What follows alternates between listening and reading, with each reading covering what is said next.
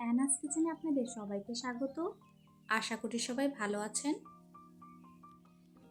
আজকে আমি বানাবো মাত্র 2টো ডিম দিয়ে ডিমের পকোড়া।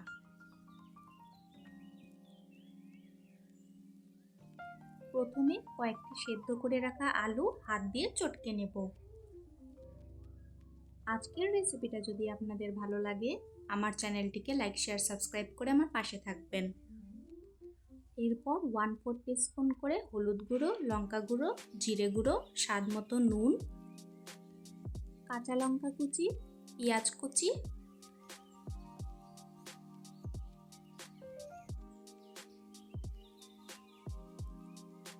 এরপর 2টো ডিম ফাটিয়ে নিয়ে ভালো করে মেখে নেব। 2টো ডিম দিয়ে 15-16টি বড়া খুব ভালোভাবেই হবে।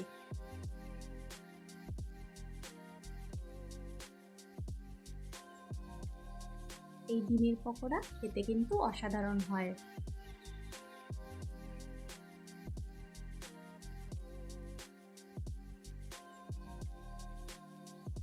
হাত দিয়ে খুব ভালো মতো মেখে নিয়েছি।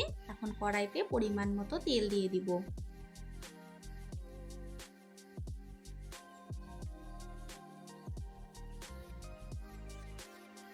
এখন একটু চামচের সাহায্যে ছোট করে ডিমের বড়াগুলো ছেড়ে দেব। ডিমের বড়াগুলো ছোট করে দিচ্ছি, কারণ তেলে দেওয়ার পর বেশ বড় হয়ে যায়।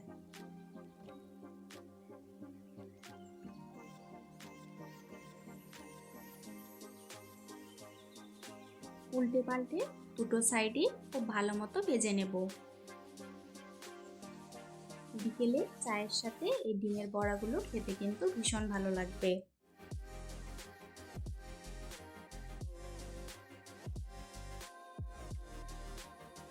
আমার রেসিপিটা ফলো করে এইভাবে একবার ডিমের পকোড়া বানিয়ে খাবেন, আশা করি ভালো লাগবে।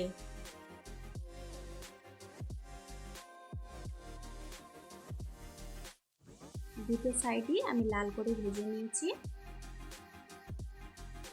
সবগুলো ডিমের পকোড়া একইভাবে তৈরি করে নেব।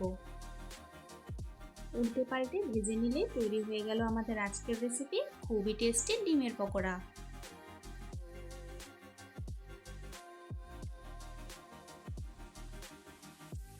আমি একটু ডিমের পকোড়া ভেঙে দেখিয়ে দিচ্ছি, দেখুন কতটা নরম হয়েছে আর ভিতরে একদম পারফেক্টলি কুক হয়ে গেছে।